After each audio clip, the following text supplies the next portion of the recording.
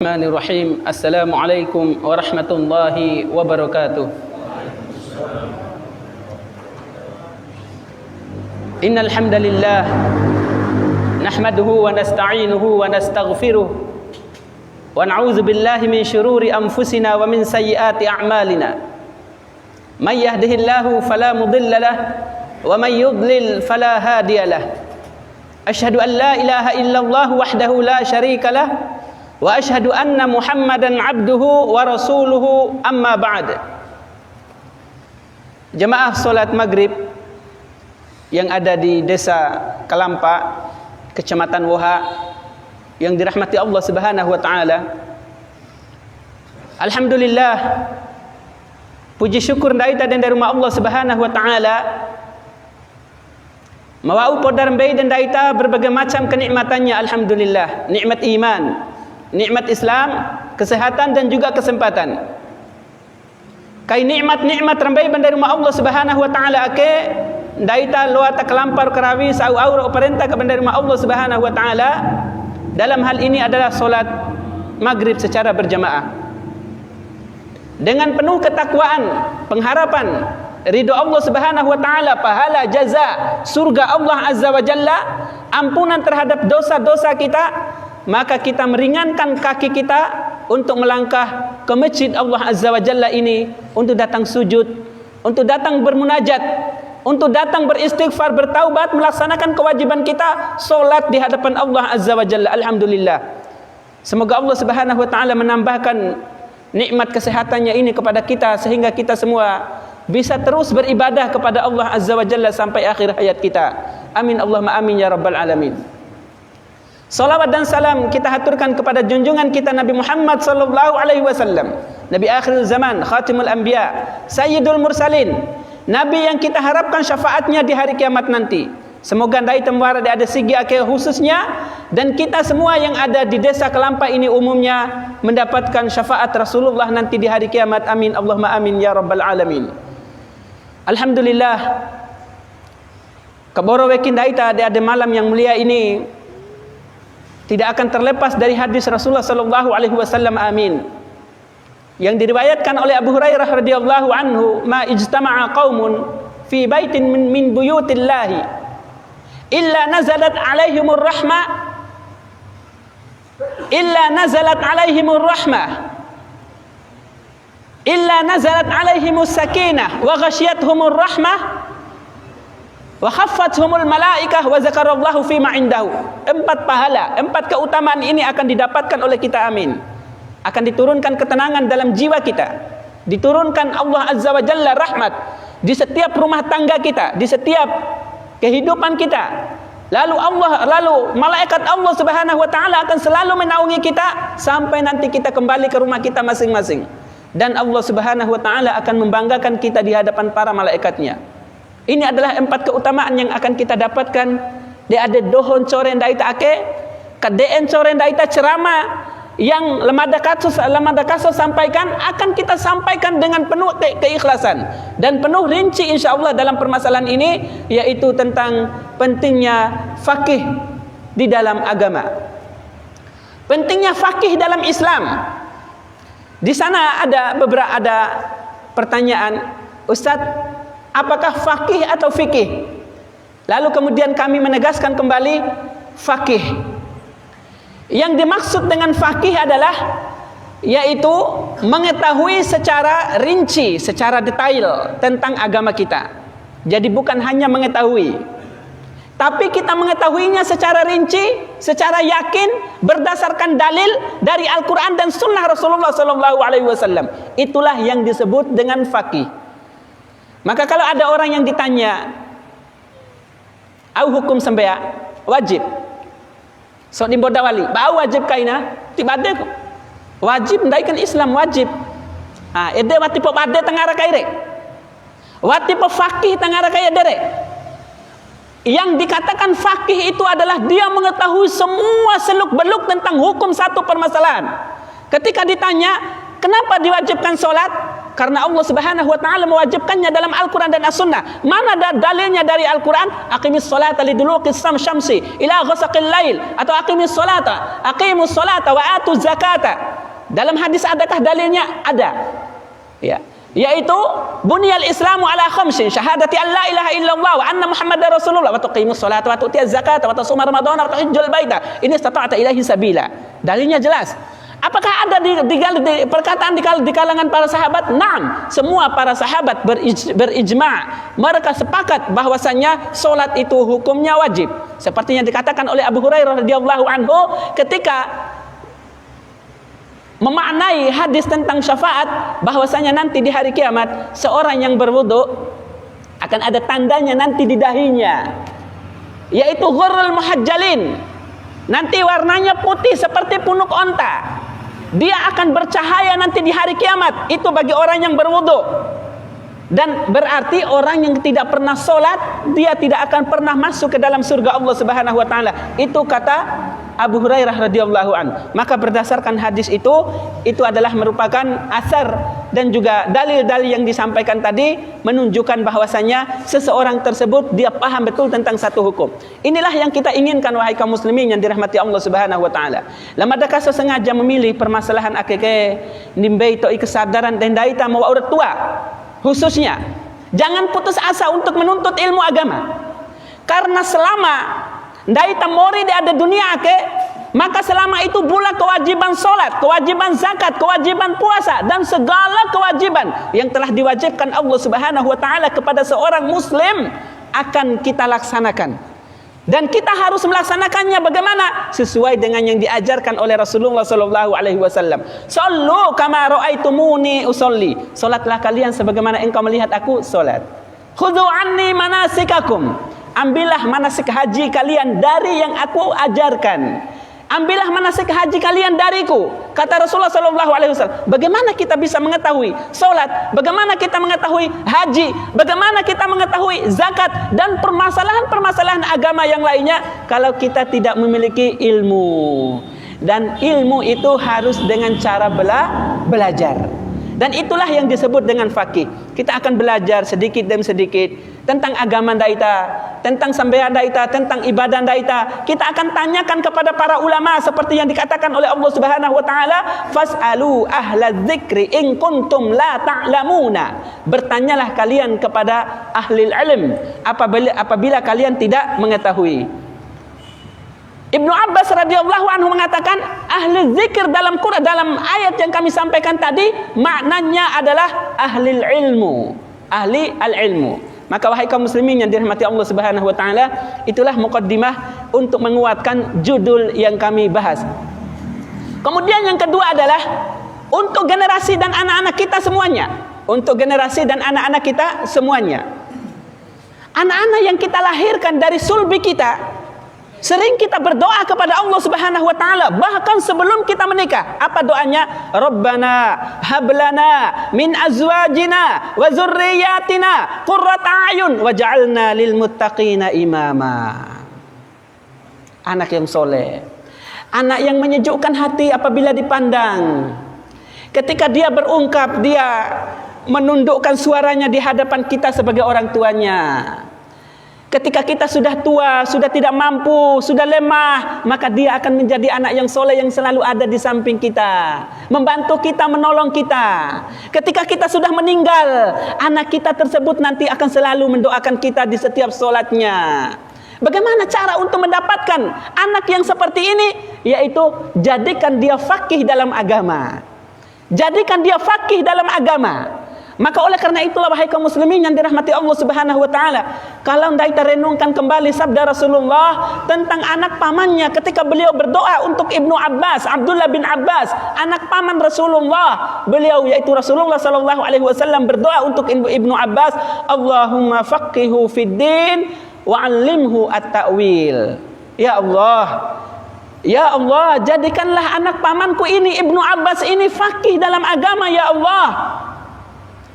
Jadikan dia faqih dalam agama dan ajarkan kepadanya ilmu ta'wil, ilmu tafsir, ilmu Al-Quran. Ini adalah doa Rasulullah sallallahu alaihi wasallam untuk Ibnu Abbas. Dan ini seharusnya menjadi perhatian bagi daita mentau anak. Doakan dedek pun dari ruang anda ita. Aina wara doa maka lain dari ruang anda ita. Ya Allah, beito da po hidayah de ada anak ke rumah. Eden daita ake mai sambea. Tiba ada tak au kerawi anda daita ke ruang ke umaga. Tabe lau kaina apakah wara poda ka umat tabe lamparero na sambe ajaro na ibadah jaro. Ini adalah merupakan kerugian yang sangat besar bagi kita dikarenakan kita tidak pernah memperhatikan ilmu dan kita tidak mau menjadikan anak kita menjadi faqih dalam agama. Ini adalah merupakan hal yang sangat penting yang harus kami ajarkan dan pahamkan kepada semua umat Muhammad sallallahu alaihi wasallam agar kita semua yang memiliki anak dan kita semua yang menjadi generasi Allah Subhanahu wa taala menjadi faqih dalam agama. Maka wahai kaum muslimin yang dirahmati Allah Subhanahu wa taala, itulah makna fikih tadi, yaitu betul-betul memahami secara detail di dalam agama. Dalam Quran surat Hud ayat 91, ini kaitan dengan kaumnya Shu'aib. Wa qalu ya Shu'aib. Mereka umat Nabi Shu'aib berkata, wahai Shu'aib, ma nafqahu katsiran min qaul. Kami tidak pernah tidak memahami secara detail, secara rinci apa yang kamu katakan. Apa yang kamu katakan. Maka ayat ini wahai kaum muslimin yang dirahmati Allah Subhanahu wa taala, Quran surat Hud ayat 91 ini dijadikan oleh para ulama kita sebagai makna fikih. Maksudnya fikih atau faqih dalam agama itu adalah mengetahui agama secara detail. Dan dalil yang kedua lagi tadi yaitu sabda Rasulullah sallallahu alaihi wasallam, Allahumma faqihu fid din wa 'allimhu at-ta'wil. Ini hadis Rasulullah sallallahu alaihi wasallam. Maka wahai kaum muslimin yang dirahmati Allah azza wa jalla, aito in ketuka aden daita, ain ketoi aden daita, de ade ke de ceramah bune ake. Aito in ketoi aden daita, de ade ketupa ke anak, de ade tahu ke anak, de ade pondok pesantren, de ade lindungi anak daita. Lawa apa para ustaz kah? Kau ka petanau agama, kau ka petanau ngaji, kau ka hafal qiraah. Kau ka hafal hadis Rasulullah sallallahu alaihi wasallam, wa uhafan qiraah wa uhafan hadis. Maka para ulama mereka nanti akan memberikan penjelasan tentang Al-Qur'an dan hadis yang mereka hafal. Inilah yang dimaksud oleh Rasulullah sallallahu alaihi wasallam, taraktu fikum amrain lan tadilla abadan in tamassaktumhuma kitabullah wa sunnati Rasulillah sallallahu alaihi wasallam. Saya tinggalkan kepada kalian dua perkara. Kalian tidak akan sesat selama-lamanya apabila kalian berpegang teguh kepadanya, yaitu Al-Qur'an dan As-Sunnah. Al-Qur'an dan As-Sunnah. Bagaimana kita bisa berpegang teguh kepada Al-Qur'an dan As-Sunnah kalau saja kita tidak membacanya, tidak menghafalnya, tidak mendalaminya? Maka itulah pentingnya faqih dalam agama. Pentingnya faqih dalam agama. Alhamdulillahirabbil alamin. Semua pengertian, semua dalil sudah kami ungkapkan. Sekarang bagaimana cara kita untuk faqih dalam agama, Ustaz? Kami akan menjawab. Ada 4 cara agar kita bisa faqih dalam agama. Yang pertama adalah banyaklah menghadiri halaqah atau kajian seperti ini. Dan ini adalah salah satu syiar khusus Madakaso untuk menjadi dakwah di akhir zaman ini. 2 syiar yang Mada angkat dalam hidup ini adalah 2. Untuk mengembalikan kejayaan Islam ini yang sudah diambil alih oleh orang-orang kafir hampir 97 tahun. Kita hidup dalam kehinaan, diatur oleh hukum mereka, hukum Al-Quran ditinggalkan begitu saja. Sehingga apa? Kerugian bagi kita kaum muslimin, dihinakan, diintimidasi. Ulama kita apain semau mereka, dipenjarakan, dituduh yang macam-macam, bahkan diteror, dibunuh, waliyazubillah. Kita pun masih diam-diam saja. Maka 2 hal yang harus kita lakukan. Yang pertama adalah kembalikan kaum muslimin ke masjid Allah Subhanahu wa taala. Laksanakan sholat secara berjamaah. Lalu setelah itu adakan halaqah. Adakan halaqah. Maka oleh karena itu musuh-musuh Allah tahu kalau seandainya ada ceramah itu akan menjadikan kaum muslimin itu faqih dalam agamanya. Mai lalu elisi adoh eder setanah ke tahu agama. Tidak usah belajar agama itu secara mendalam katanya. Gak tahu siapa yang mengatakan itu. Udah masyhur. Sudah populer di sana. Orang-orang yang memimpin kita ini, yang mengatur dunia Indonesia ini mengatakan seperti itu. Maka oleh karena itu wahai kaum muslimin yang dirahmati Allah Subhanahu wa taala, kita akan mengikuti siapa? Mengikuti Allah dan Rasulnya Mengikuti para ulama atau mengikuti yang lain? Tentu kalau kita memiliki iman, kita memiliki semangat untuk mati syahid, untuk hidup mulia, untuk berdakwah di jalan Allah, untuk menjayakan Islam, maka tiada lain yang harus kita lakukan. Ikuti Allah, ikuti Rasulullah, ikuti para ulama kita. Apa? Faqih dalam agama. Pentingnya faqih dalam agama. Belajar wahai kaum muslimin. Alhamdulillah, ketika ditelepon oleh saudara kita, ikhwan kita, Ustadz meminta kesiapannya untuk isi ceramah di Kalampa. Iya. Padahal saat itu saya lagi sakit. Iya. Sebelum itu di SMS lagi ditente. Saya lagi sakit. Iya. Kalaulah seandainya saya mati dalam dakwah, jauh lebih saya sukai dibandingkan saya mati di rumah. Selama saya bisa jalan, selama itu Allah memberikan kesempatan dan kesehatan kepada kita, buat apa kita cari ilmu jauh-jauh? Kalau seandainya umat membutuhkan kita, lalu kita menepis dengan alasan-alasan yang seharusnya itu bisa kita tepis terlebih dahulu, dan kita lebih utamakan umat. Oleh karena itu, wahai kaum muslimin yang dirahmati Allah Subhanahu wa taala, terima kasih banyak ita doho. Mawa ura ka dee waktu ake, mawa ura ka borowe ki ake, mawa ura ka dee ngahiro elemen tikka gaga ake. Insyaallah nanti ka cia to ipu au ngahil madakaso kande. Au ora sampaikan madakaso kande. Ita doho ora tua-tua. Punya aiku wallahu alam. Ajal akan selalu mengintai kita. Sekarang yang harus kita persiapkan adalah anak dan generasi kita yang kita lahirkan ini. Sudahkah mereka faqih dalam agama? Sudahkah mereka faqih dalam agama? Sedangkan pada zaman sekarang, kita sebagai domat tua, patokan kesuksesan anak itu adalah mereka jadi dokter, mereka jadi pegawai, mereka jadi insinyur, mereka memiliki harta yang banyak, jabatan yang tinggi. La wallahi kalla abadan, tidak selama-lamanya. Ketika dalam kuburan nanti apa yang ditanya? Yang ditanya hanya 3, wahai kaum muslimin. Itu akan menentukan apakah kita jadi ahli surga atau ahli neraka. Siapa Robmu? Siapa Allahmu? Siapa Robmu? Kalau kita menjawab, tidak, saya tidak tahu, saya hanya mendengarkan orang mengatakan itu, saya tidak tahu, saya tidak paham. Kenapa? Karena dia tidak mau memahami, karena dia tidak mau mengamalkan. Padahal Allah itu adalah yang menciptakan langit dan bumi, yang menciptakan segala sesuatu yang ada di langit dan yang ada di bumi, dan yang ada di antara keduanya, yang maha berkuasa atas segala sesuatu. Dan kita mematuhinya dalam kehidupan kita, beribadah kepadanya, taat kepadanya, dan melaksanakan apapun yang Allah Subhanahu wa taala perintahkan kepada kita, dan kita menjauhi segala apapun yang dilarangnya untuk kita.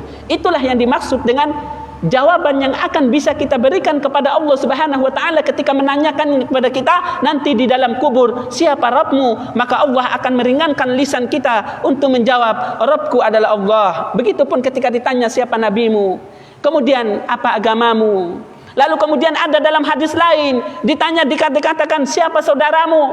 Maka ini adalah hal yang harus kita pahami. Untuk kita bisa menjawab pertanyaan-pertanyaan ini, harus kita faqih dalam agama. Harus kita faqih dalam agama. Ada cara pertama, ada mai hadir kajian. Maka 2 kaina wahai kaum muslimin, banyak membaca. Aina patokan de ustad poa, aina patokan de ulama poa, ilmu dai take. Watin cihi waktu daita untuk mempelajari ilmu yang begitu banyak kalau hanya kita mendengarkan dari ustaz. Karena kalau ceramah seperti ini paling 1 jam antara maghrib dan isya. Lalu kemudian dari isya sampai besok maghrib lagi, apa yang harus kita lakukan? Baca. Beli buku agama itu. Waung daita beli capi, waung daita beli mbe. Pala beli buku agama mati cauta. Baca. Kita baca ilmu agama. Ada sesuatu yang kira-kira tidak kita paham, baru kemudian kita laksanakan apa yang dikatakan oleh Allah Subhanahu wa taala, fasalu ahla dzikri in kuntum la ta'lamun. Waras ngok be ke adem re, waras dah paham deh, waras bingung kan arim deh baca mu buku tunti ke bae. Ake soal-soal 1 2 3 4 5. Ketemu ustaz yang kira-kira bisa memberikan jawaban yang memuaskan hati kita, yang memuaskan pemahaman kita, tanyakan. Yang seharusnya kita semua dari rumah itu sudah datang, bawa pertanyaan masing-masing. Ini akan ada ustadz nanti, akan ada pengajian nanti. Ini ada saya punya pertanyaan, saya akan tanyakan nanti, walau bukan di halaqah, atau mungkin setelah isya, atau sebelum nanti ustadznya pulang kembali ke rumahnya. Saya akan berhentikan dulu, saya harus bertanya dulu. Ustadz itu harus menjawab dulu apa yang saya tanya. Ini adalah kemauan Allah Maha melihat, Allah Maha membalas apapun yang kita niatkan dan apapun yang kita lakukan untuk memperoleh agama Allah Subhanahu wa taala, memperoleh ilmu Allah Azza wa Jalla untuk kita ibadah kepada Allah Subhanahu wa taala, yaitu dengan tadi banyak membaca. Yang ketiga, banyak bertanya. Banyak bertanya. Sodi masalah agama. Pala aina sodi ruru, aina sodi cence. Aina sodi ruru, aina sodi cence. Sodi ruru, sodi cence, ngarana ede mohon maaf, debati ustaz tidak boleh. Wa ustaz enggahi ba ustaz. Sentak beta aku kan bi hukum dong mentawai, dong makan den tawai ren. Dia kan den tawai luar poligami. Dia palasia ake wati waon pahawain sebuah wali. Akhirnya dijelaskan sama ustaz secara detail. Kalau sudah mendapatkan penjelasan syarat-syarat poligami, syarat-syarat kan den tawai, udah dijelaskan semuanya. Ainer sodi boda wali, ainer sodi, yang menjadikan kita itu malah bingung dan putus asa sendiri. Oleh karena itulah yang dikatakan oleh hadis Rasulullah sallallahu alaihi wasallam, yang menjadikan hancurnya umat-umat para nabi dahulu itu adalah kasratis su'al wa mukhalifatum ala anbiya'ihim. Dikarenakan mereka itu terlalu banyak bertanya dan mereka akhirnya menyelisihi para nabi mereka, Ada dalam Quran surat Al-Baqarah ketika orang-orang Yahudi disuruh oleh Nabi Musa alaihissalam untuk menyembelih sapi warna yang bagaimana? Ditanya lagi, oh sapi yang begini, yang warnanya apa?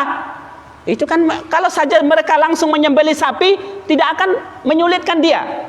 Ya, maka yang dimaksud dengan bertanya di sini adalah bertanya yang menjadi kebutuhan kita di dalam permasalahan agama sehingga kita betul-betul bisa faqih dalam agama. Yang terakhir, wahai kaum muslimin yang dirahmati Allah Subhanahu wa taala, agar kita faqih dalam agama adalah yaitu banyaklah berdoa kepada Allah Subhanahu wa taala, banyak bertakwa kepada Allah Azza wa Jalla. Dalam firman Allah Subhanahu wa taala dikatakan fattaqullaha wa yuallimukumullah. Fattaqullaha wa yuallimukumullah. Bertakwalah kepada Allah, maka Allah akan mengajarkanmu, memberikan ilham kepadamu. Maksudnya memberikan ilham kepadamu, maksudnya mengajarkanmu adalah awara tanah undai tade. Wara ringa fe undai tade ustaz, cara ceramah tabe bencau atau bubune aun tabune tonton-tontoina. Ketika kita butuhkan ilmu itu, tiba-tiba Allah Subhanahu wa taala mengingatkan kita. Oh iya pala, waro medon to ini maramai ceramah ke sunnah ke doa desa ake pala kamu. Enggak hilalu ustaz eden dak dalil. Tiba-tiba kita ingat, itulah yang dimaksud oleh Allah Subhanahu wa taala.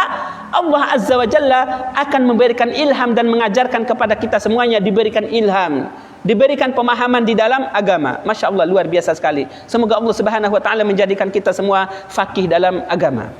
Lalu kemudian adab-adab di dalam menuntut ilmu agar kita bisa menjadi faqih dalam agama. Agar kita menjadi faqih dalam agama.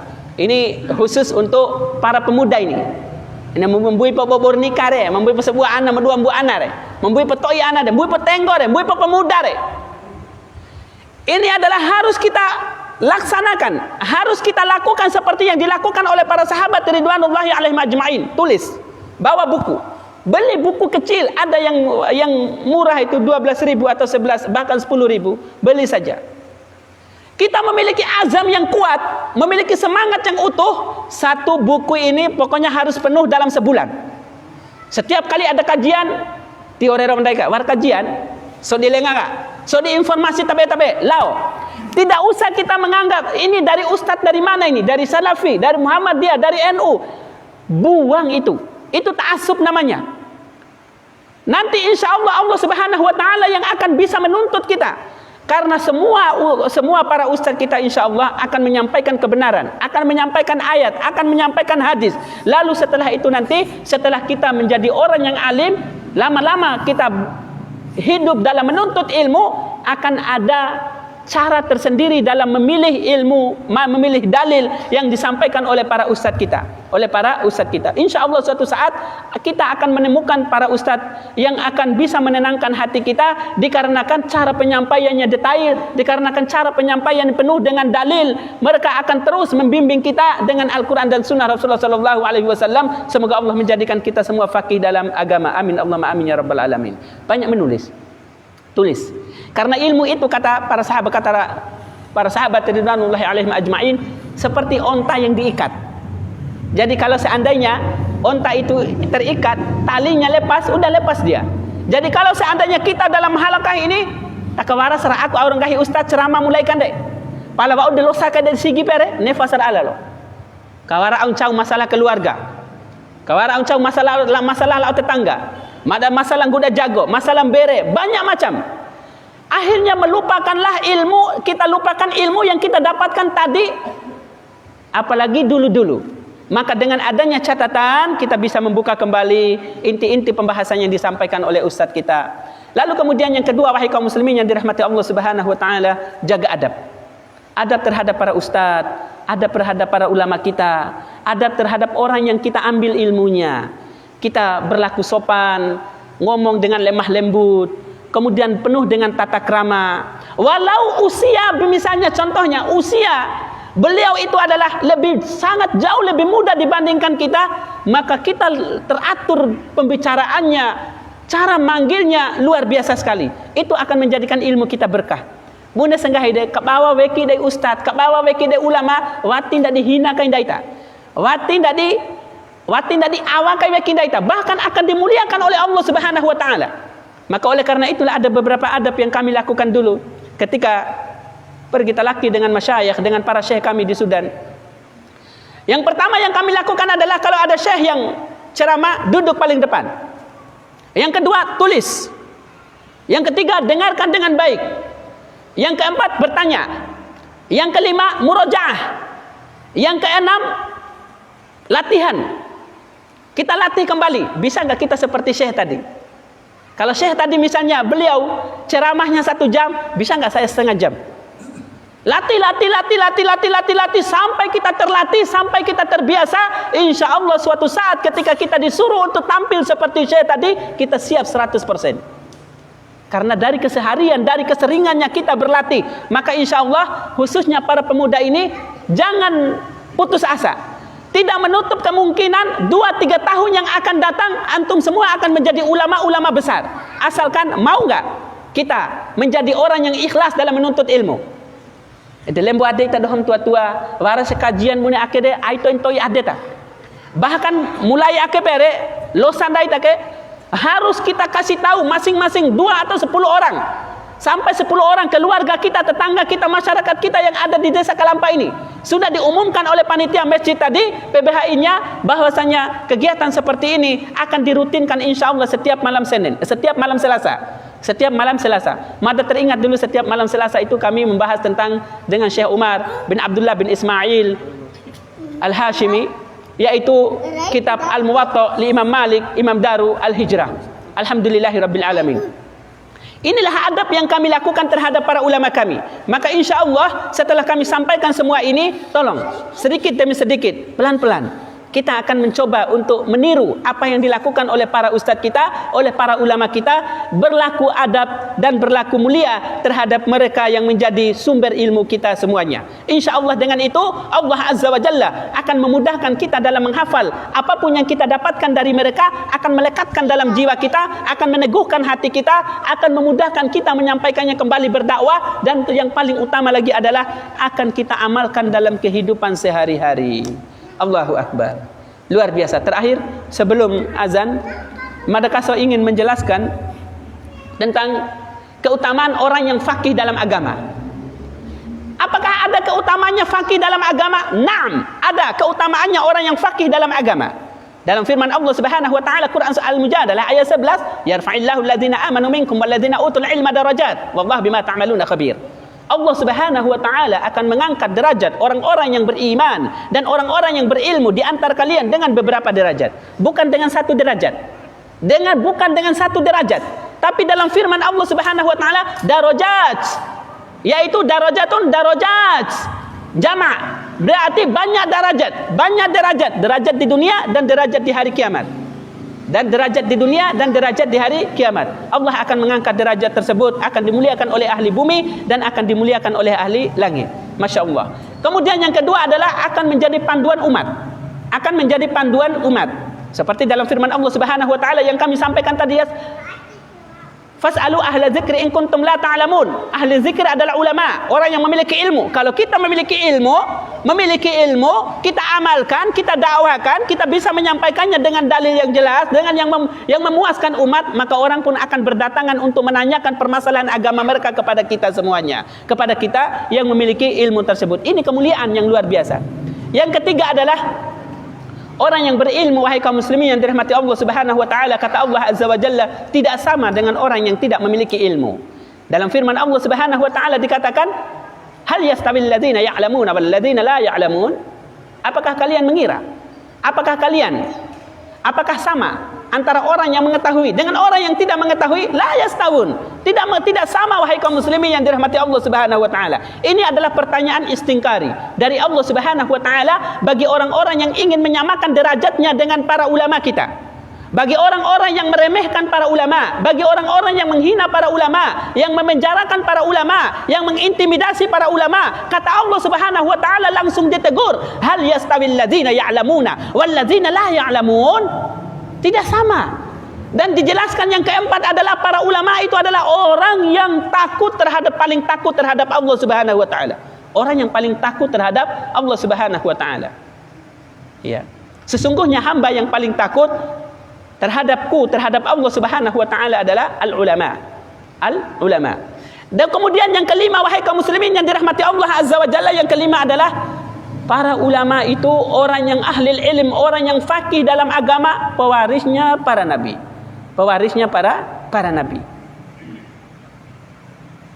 Al-ulama, innamal ulama warasatul anbiya. Sesungguhnya para ulama itu adalah merupakan pewarisnya para nabi. Ini hadis yang sahih.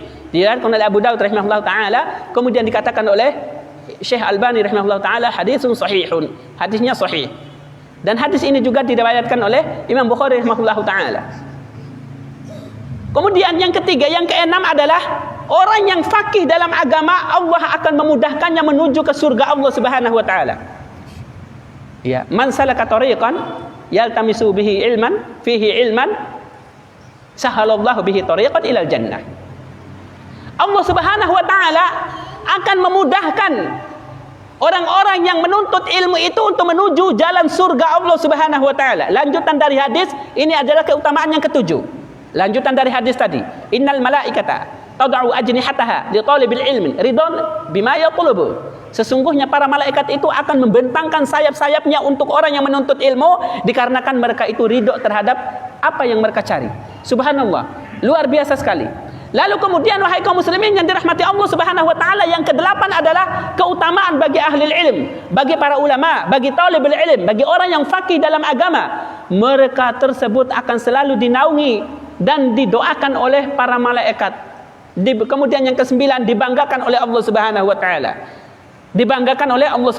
taala. Yang ke-10 adalah mereka dijamin oleh Allah Subhanahu wa taala untuk masuk ke dalam surganya. Kenapa? Karena dengan ibadahnya yang ikhlas tadi, mereka mengetahui tentang bagaimana ibadah, apa-apa yang dihalalkan, yang diharamkan, apa-apa yang diperintahkan, yang dilarang. Itu mereka paham dengan utuh. Maka oleh karena itu mereka paling menjaga dirinya dari keharaman dan paling menjaga diri mereka dari hal-hal yang diharamkan oleh Allah Subhanahu wa taala. Subhanallah. Ada cerita Imam Asy-Syafi'i rahimahullah ta'ala, beliau pergi bertamu ke Imam Ahmad, bertemu dengan anaknya Imam Ahmad namanya Abdullah. Ketika berada di rumah Imam Ahmad rahimahullah ta'ala, Imam Asy-Syafi'i rahimahullah ta'ala ini ada dua kebiasaannya. Yang pertama, makannya banyak. Yang kedua adalah kalau sholat tidak pernah berwudu. Lalu kemudian Abdullah ini memperhatikan, kata selama ini yang didapatkan dari bapaknya, ulama juga bapaknya, ahli sunnah, luar biasa, ulama ahlu sunnah. Saya mau bertanya, iya kenapa? Kata bapak bahwasanya ulama itu makanannya sedikit.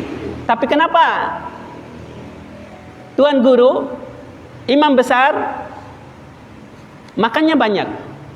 Yang kedua, saya selalu perhatikan setiap kali sholat, sentak beta ita hampir nggak pernah wudu. Lalu dijawab oleh Imam Asy-Syafi'i rahimahullah ta'ala, saya tahu bapak kamu ini tidak pernah mencari harta yang haram. Semua harta yang ada dalam rumahnya itu harta yang halal. Maka oleh karena itu kesempatan bagi saya untuk makan yang banyak, makan yang halal. Makan yang halal, tidak ada syubhat di dalamnya. Makanya saya makan yang banyak. Akhirnya Abdullah senyum. Ini ulama luar biasa. Jadi bisa menempatkan dirinya. Lalu kemudian yang kedua, seorang ulama itu adalah dia mampu menahan, dia mampu mengetahui dan mengontrol dirinya dalam keadaan suci terus. Kadang daita, mohon maaf sentak beta. Wara sampai magari ake, kani oi sampai akan loho, kira-kira. Hampir gak ada mungkin 100% daita muara ake, rawudu saraata akan. Karena pun kita tidak tahu apakah di antara zuhur, antara asar tadi dengan maghrib, berapa kali kita kentut. Kita nggak tahu bahkan. Bahkan mungkin kita sering keluar air kencingnya, pergi ke WC, kamar mandi. Masya Allah. Kalau para ulama luar biasa sekali, sampai mengontrol betul.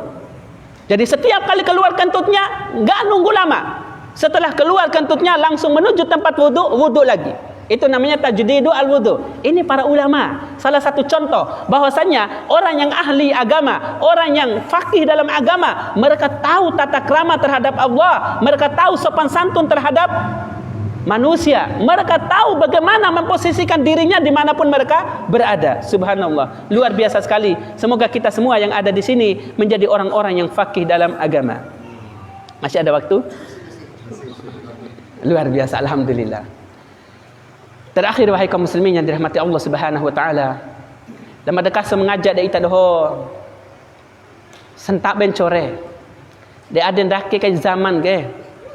Wati dawaran di luar kerawi bendai tanda di ruanan core ndai ta generasi ndai ta ke. Anar ngganan ndai ta ke.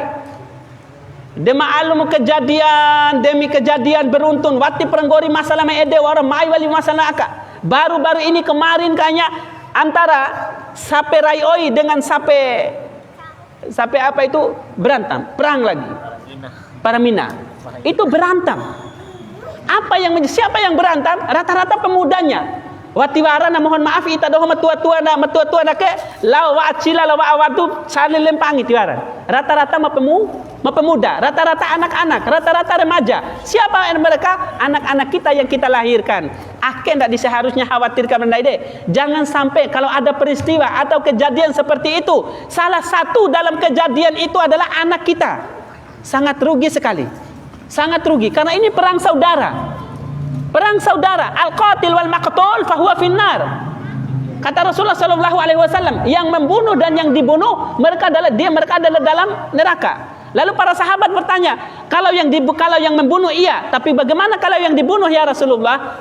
Karena kalau saja dia tidak terbunuh, maka dia pun memiliki azam yang kuat untuk membunuh saudaranya yang lain. Oleh karena itu kata Rasulullah sallallahu alaihi wasallam, al-qatil wal maqtul finnar. Mereka semua dalam neraka. Apakah kita rela anak-anak kita, generasi kita yang kita harapkan akan bisa menyelamatkan kita dari api neraka, memasukkan kita ke dalam surga Allah, memberikan syafaat kepada kita di hari kiamat nanti, masuk dalam golongan tersebut? Waliyazubillah. Padahal Allah Subhanahu wa taala telah berfirman, ya ayyuhalladzina amanu qu anfusakum wa ahlikum nara. Wahai orang-orang yang beriman, jagalah diri kalian dan juga anak-anak dan keluarga kalian, keturunan kalian dari api neraka. Solusi lemah saya sampaikan, wati waram kalai. Watiwara kedua kaina hanya masukkan saja ke pondok-pondok pesantren. Allahu Akbar. Masukkan ke pondok-pondok pesantren. Maka oleh karena Edel Madakaso sangat senang sekali kalau dengar ada pembangunan pondok, ada yang bangun rumah Quran, ada yang buka TPA, ada yang buka pondok tahfiz, ada yang buka pondok pesantren. Luar biasa. Baru-baru ini kurang lebih tanggal 15 November kemarin dibuka pondok pesantren Al-Mahmud yang ada di Keli. Ita dah waktu pobadeta. Oleh karena itu melalui kesempatan akhir ada siaran langsung memberitahukan di sana sudah ada pondok pesantren. Maksudnya adalah ndai ta'ara kelampa ke bune aiku. Ndai tak ada kelampa ke puna ikut tu pondok. Puna ikut tu pondok pesantren. Sedangkan generasi kita yang ada di Kalampa ini sudah banyak yang mengetahui, sudah banyak yang paham tentang agama, sudah banyak yang bisa ngaji. Seharusnya ini adalah salah satu misi kita sekarang, bagaimana setiap desa itu harus ada rumah Quran atau pondok pesantren, sehingga nanti kaum muslimin generasi kita ini tidak waran malah lampat talur nikira saka malah ka wodore rasaka maka wodoran saibari ka maka rai honda kana naik elika kau punya caru sampai andai. Innalillahi wa inna ilaihi raji'un.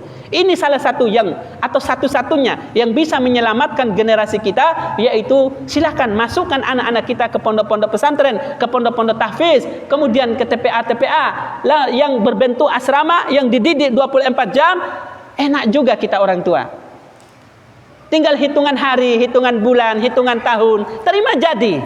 Tahu-tahu anak kita sudah hafizul Quran.